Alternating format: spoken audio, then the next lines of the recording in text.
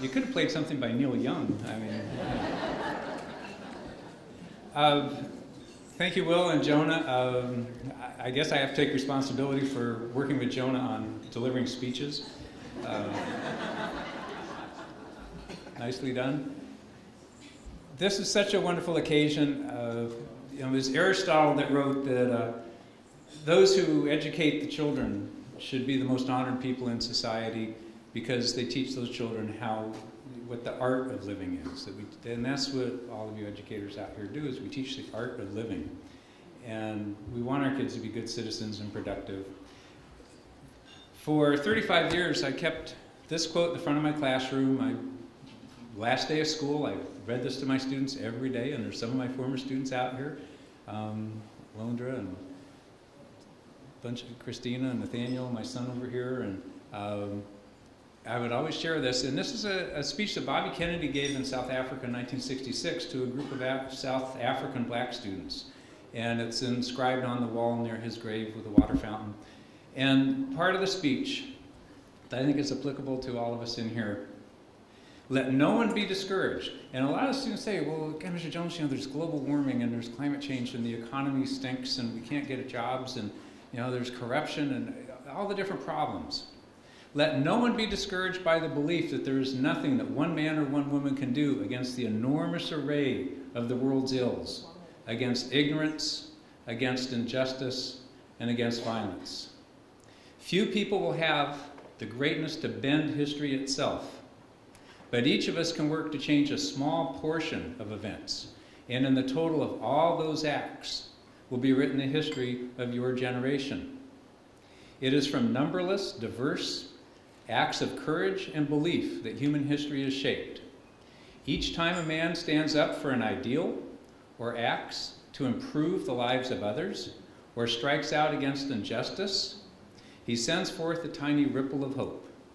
And crossing each other from a million different centers of energy and daring, those ripples build a current that can sweep down the mightiest walls of ignorance, oppression, and resistance. And that's what we do as educators. We create ripples, and those ripples keep on going and causing waves, and they cross others. And I kept seeing my students as the little pebbles that would cause different ripples to go out there. And the ripples that Mr. Reagan created at Rio Mesa, and they've just been changing lives.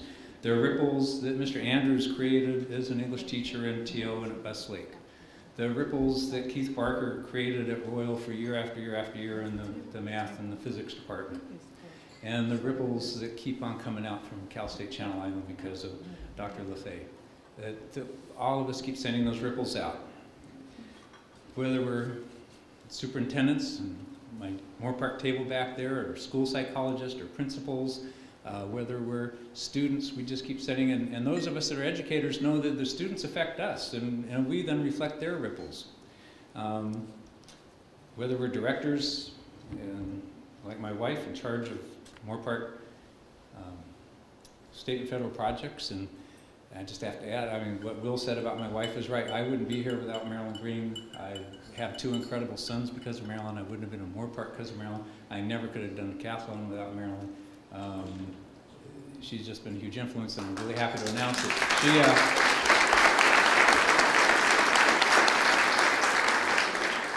She has 5 more work days in Moore Park Unified School District, and then she's joining me in retirement.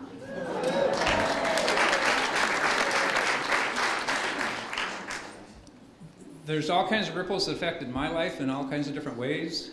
My dad, Al Jones, taught me the value of hard work. You can't be successful without anything without working hard.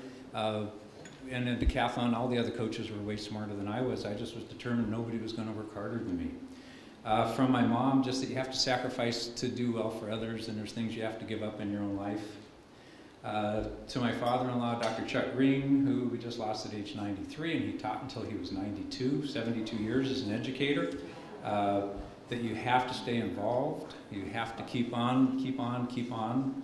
And from my dear mother-in-law, Dorothy Green, just that you just have to keep showing kindness. It's just her heart is still with the affliction she's living with. She's just the kindest person I ever knew. And so from my parents and from my in-laws and from Marilyn, that one person really does make a difference in life. I'm surrounded by educators. My brother-in-law Terry is still teaching at Emma College, and my son Nathaniel has just decided, as his mom and dad are retiring, that he's going to go get a teaching credential. And the educators that are out here, I want to thank the person that is the only person left on the planet that has known me since the day I was born, my big sister Marilyn. And my younger sister Chris, who I remember from the day she was born, and they're both here with us. The students do keep making a difference in our lives, and one of the things I'm really grateful about, this honor is so touching, is Academic Decathlon got a lot of recognition, and I couldn't have done it without, those students had great kindergarten teachers and second grade teachers and fifth grade teachers and English teachers and science teachers and economics teachers. It was all the way up the line.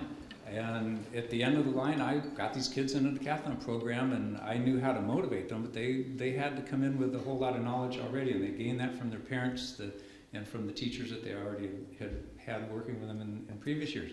And I took a whole lot of pride in being a really good history teacher, and I think teaching is a calling. I knew since I was a little kid I was put on this planet to be a teacher. I've just known that my whole life somehow. And if I'd been the history teacher, I wouldn't be here, because the decathlon is what gets the acknowledgement. And you get to visit in the Oval Office with presidents, that gets in the newspapers, but it's the teacher that's every day in the trenches, working with the students in the special ed classes or their English classes or their fourth grade class that deserve this recognition, and they're all working really hard. And I just see that the 5 of us that are getting honored today just represent all that hard work from all school district people all the way up through, and we're really appreciative. Kindergarten all the way through to the college level. We need great educators, and I'm really glad that my son, who I know has an incredible gift, has decided he wants to be a teacher too. So. And then I was really proud of just the community service, getting the students for 20 years. I was the advisor of the Community Service Club, and the kids would be giving out toys and food at Christmas time and writing letters for Amnesty International and trying to make a difference in people's lives. And one of my favorite memories, when Jonah was on my team, we were giving out toys the team showed up to give out toys at Christmas time in a Methodist church in Moore Park.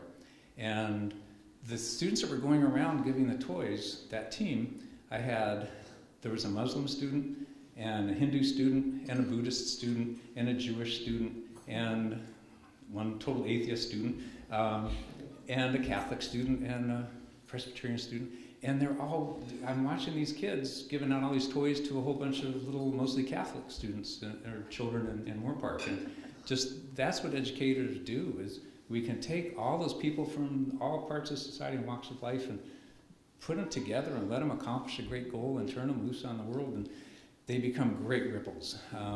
And so I'm really proud of all of those people, and appreciate you all being here tonight, and keep on being good ripples out there. Thank you very much.